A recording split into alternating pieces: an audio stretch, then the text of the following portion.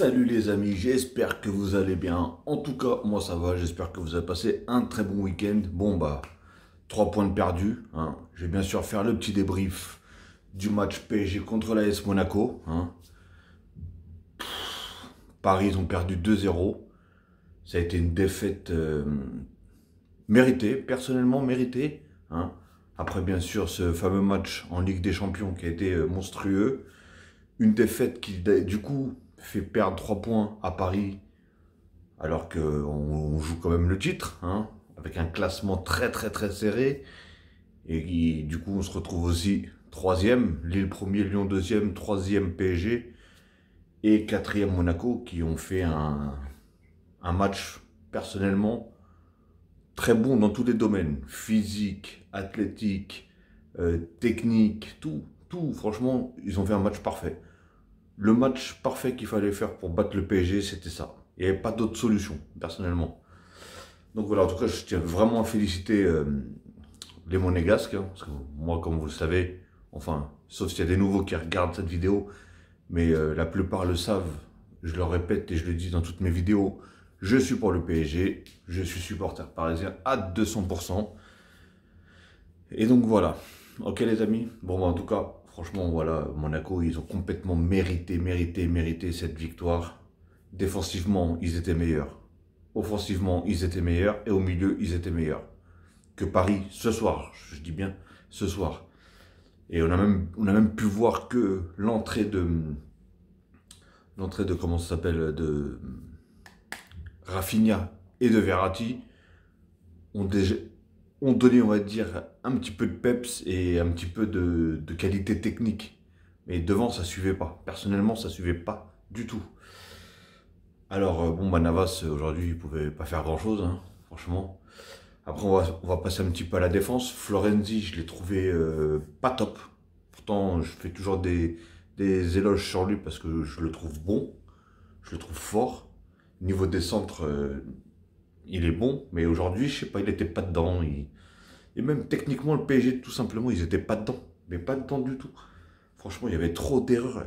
Il y avait trop d'erreurs de passes, trop d'erreurs. Ce qu'ils ne font pas d'habitude. Alors, est-ce que, bah, du coup, il y a la fatigue de la Ligue des Champions? Est-ce qu'il y a l'euphorie qui chute un peu, justement, de la Ligue des Champions? Tout ça dans la tête. Parce que regardez Kipembe, franchement, Kipembe, il m'a fait peur. À un moment, il se fait prendre la balle comme ça dans la surface. Je le sentais pas, je le sentais pas dedans. Pas dedans du tout. Franchement, c'était sur le deuxième but. Franchement, la défense, elle était totalement à la ramasse. Comment on peut se prendre un but comme ça? C'est limite, on dirait un but de district. Ça va dans tous les sens, ça va n'importe où. Il n'y a aucun qui... En fait, il n'y a aucun qui rentre dedans, en fait, pour aller chercher vraiment la balle et la dégager, cette foutue balle. Non, même pas. Ça tape sur l'un, ça va sur l'autre. L'autre, il a le temps de passer à l'autre. Franchement... Après, ils ont bien joué, les Monégasques, ils ont joué leur jeu, ils ont très bien joué. Et je tiens même à féliciter ce coach parce que j'aurais jamais mis une pièce sur Monaco dans les 5 premiers, ou voire 4 premiers, on va dire, en début de saison. Parce que comment je les voyais jouer, j'avais regardé vite fait quelques matchs d'eux. Bah voilà, ça payait pas une mine, on va dire. Et là, franchement, réellement, ils produisent du beau jeu. Parce que c'est pas juste gagner, mais au final, voilà, là, ils l'ont gagné avec la manière, ce match-là. Avec la manière. Parce que, franchement, je vous dis, défensivement, ils étaient complètement compacts. Et le milieu et la défense, ils arrivaient à interagir. Voilà, j'ai du mal. Ils laissaient passer aucune passe. Si vous regardez bien, ils laissaient passer aucune passe. Et chaque joueur du PSG, dès qu'ils avaient le ballon, ils avaient un mec derrière son cul. Ah, ils en avaient. Il n'y avait pas d'espace, il n'y avait rien. Ils laissaient rien. Je pense qu'ils ont dû laisser beaucoup de physique ce soir. Parce que franchement, c'est fatigant de jouer comme ça. Mais voilà, ils l'ont tellement bien fait qu'au final, ils repartent avec 3 points. Ils sont 4e. Et du coup, ils collent aux fesses au-dessus du PSG. Parce que je crois qu'il y a 2 points de différence entre le PSG et Monaco. Et... franchement, ça en devient très compliqué ce championnat. Il en devient très compliqué parce que Lille a gagné 4 4-1 si je ne me trompe pas. Lyon gagnait 3-2, alors qu'ils gagnaient 3-0 à la mi-temps, mais ils se sont fait rattraper 3-2, si je ne me trompe pas, contre Brest. Et du coup, ce soir, PSG, Monaco, 2-0 pour les Monégasques. Alors voilà, je vous ai dit qu'Ipembe, je ne l'ai pas trouvé dedans du tout. J'ai fait beaucoup d'erreurs. Marquinhos, pareil, pourtant c'est mes deux guerriers, ça c'est les Warriors, mais je pense que en ce moment, ils ont peut-être la tête ailleurs. Je vous dis, là, c'est une montée d'adrénaline avec le fameux match déjà 4-1 contre le Barça, Ligue des Champions. Après, voilà, il faut qu'ils arrêtent aussi, parce que on va pas perdre un championnat parce que tu penses à la Ligue des Champions. Et au final, si au final on n'a plus rien, hein, ni championnat, ni Ligue des Champions, ni rien du tout, non, c'est pas possible. On va pas finir une année avec aucun trophée, quoi. Et donc Florenzi, comme je vous ai dit, je l'ai pas trouvé top, alors que d'habitude, voilà. Toute la défense, personnellement, toute la défense, même, bon ça va, Kurzawa, ça va, franchement ça va. Alors au milieu, bah Gay, est-ce que lui aussi il était fatigué parce qu'il avait fait un très bon match contre... Après ils ont tous fait un bon match on va dire contre le Barça. Mais là je l'ai trouvé, il faisait des fautes inutiles, il faisait trop de fautes d'ailleurs. Je pense que c'est pour ça qu'il l'a sorti. Il se faisait quand même bouger pas mal. Voilà, les joueurs ils passaient assez rapidement dans ce milieu-là. Il était pas top le milieu là. Herrera... Même Herrera, hein, je ne l'ai pas trouvé bon. Je l'ai pas trouvé bon. D'ailleurs, c'est même à cause de lui qu'on se prend le deuxième but, si je ne me trompe pas, parce qu'il voulait la passer à Moiskin et du coup, il se l'a fait intercepter. Et après, c'est là où est-ce que d'où il vient le deuxième but. Donc du coup, après, il y a eu les remplacements. Et vous voyez, Rafinha et Verratti, je le dis depuis le début, ces deux joueurs-là, ils sont magnifiques. Regardez bien, ils sont à peine rentrés. Le toucher de balle qu'ils ont, les passes millimétrées qu'ils font, la technique, tout, comment ils gardent le ballon, comment ils ne le perdent pas surtout. Même des fois, ils sont un peu à l'arrache, fou, ils arrivent quand même à mettre la pointe du pied pour faire une passe. Alors qu'on ne voyait pas ça chez les autres.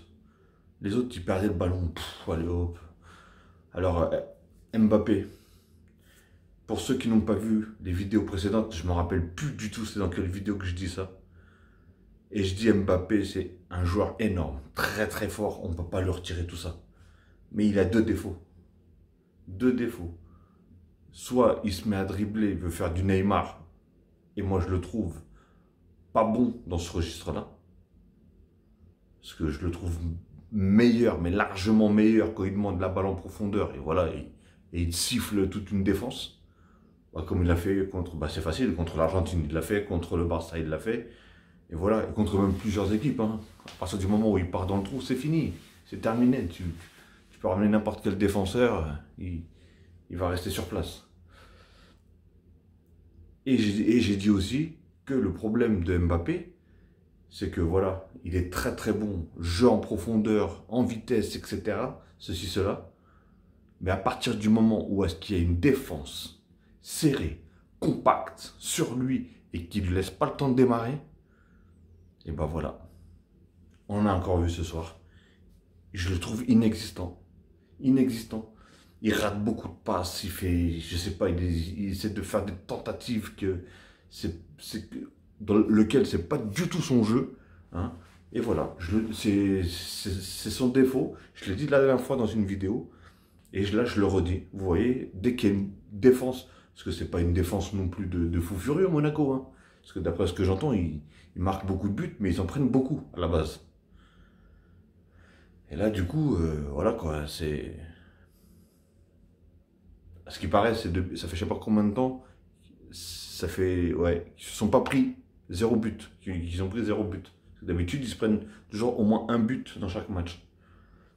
Et là, 0 but, 0 tir de Mbappé.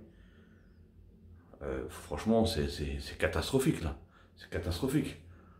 Après, oui, c'est bien beau, il a fait un match magnifique contre le Barça, mais on va pas arrêter la saison parce qu'il a fait un match magnifique contre le Barça. Franchement, s'il faut qu'on attende à chaque fois qu'il joue bien contre une équipe qui ressemble, ou est-ce qu'ils ont une défense comme celle du Barça, voilà quoi, stop. Hein. Parce qu'en Ligue des Champions, ils n'ont pas tous la même défense que le Barça. Barça, ils ont une défense en carton mâché. Hein, c'est même d'ailleurs la pire, je crois, défense qu'ils ont eu le Barça, c'est celle-ci. Hein. Je crois qu'il n'y a pas eu pire. De toute façon, pire, je sais pas, t'enlèves les joueurs, parce que là, c'est pas possible qu'il y ait pire que ça. Bref. Et, euh, et donc voilà, en tout cas, Mbappé, Icardi, rien. Rien non plus, il a pas apporté. Après, c'est vrai que c'est dur de jouer avec une défense aussi compacte, aussi. Les mecs, ils te laissaient pas bouger. Franchement, les gars, ils te laissaient pas bouger. Et après, j'ai vu des tirs. Oh là là, je crois, il y a eu des mouettes, elles sont mortes. Tout le monde est mort là. Des mouettes, des pigeons, même un aigle. C'était ouf. Je sais pas, elles allaient où toutes ces balles là. Et, euh, et un joueur que je trouve qui, voilà, moi je le dis encore tout le temps dans les vidéos, Moïse Kean, je le trouve vraiment trop fort. Euh, Dos au but, très fort. Vitesse, très fort. Technique, très fort. Les seules occasions qu'il y a eu, c'est lui qui les a ramenées. C'est lui qui, avec la tête, ceci, cela. Il a eu, je crois, une frappe à un moment. Après, j'ai pas aimé à un moment le comportement aussi d'Mbappé qui, à un moment, Moïse Kean, il met une frappe et Kylian, il l'a demandé dans le trou. Mais voilà, c'est bon, il a frappé, mon gars. Et en plus, c'était tellement dans la précipitation, ça se voyait. Poum, il a essayé de tirer. Parce qu'il aurait marqué, ça aurait été beau. Donc au final, voilà.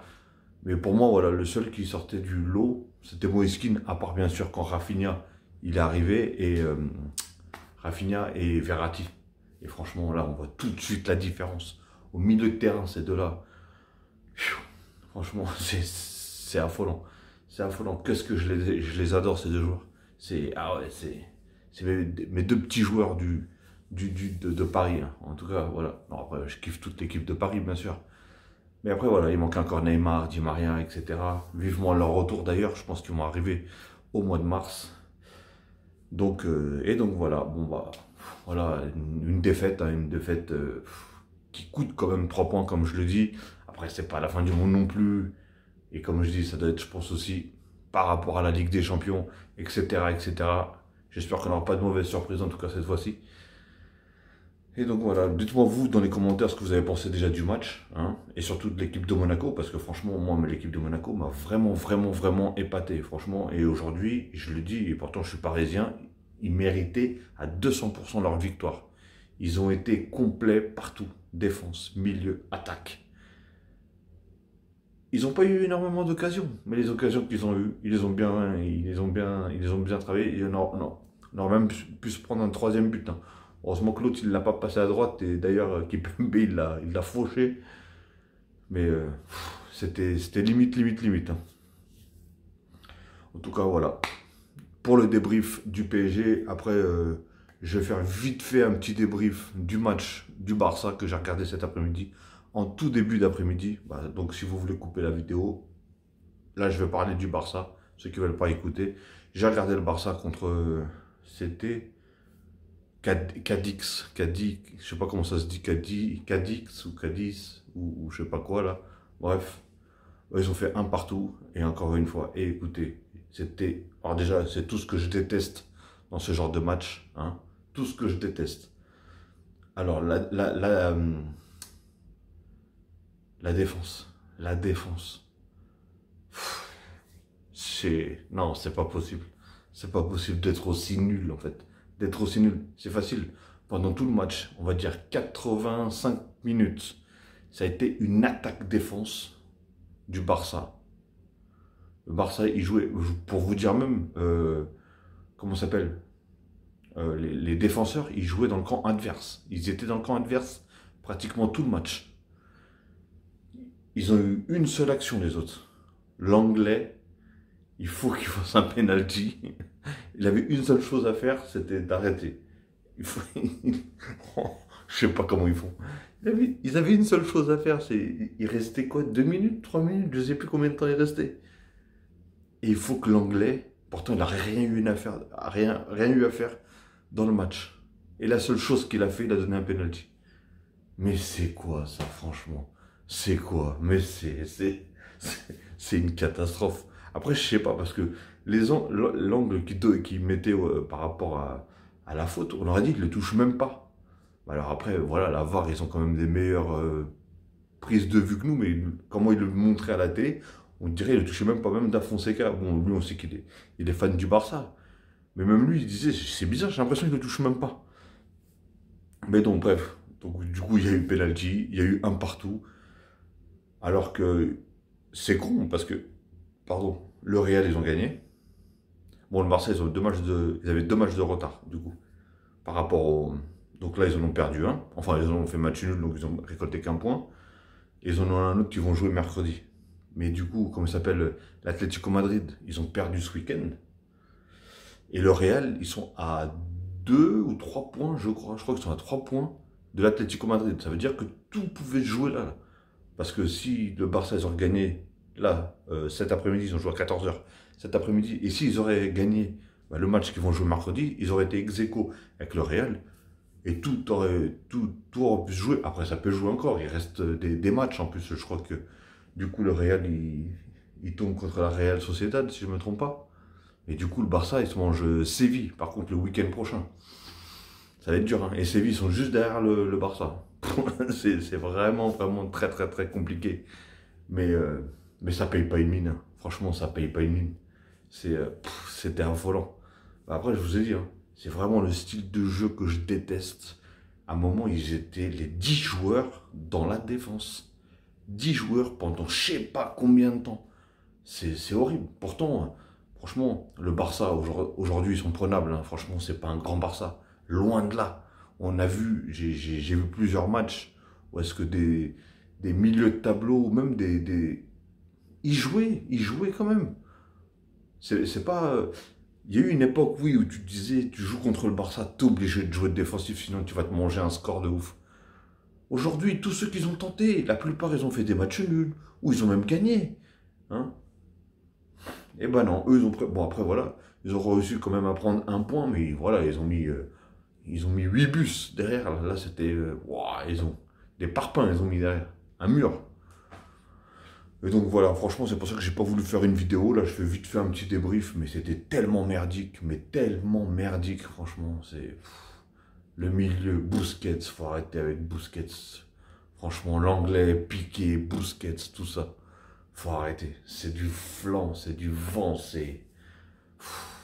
Après, il y a eu beaucoup de tentatives de Ousmane Dembélé. Franchement, j'ai bien aimé, mais lui aussi, il a tué 8 pigeons aujourd'hui.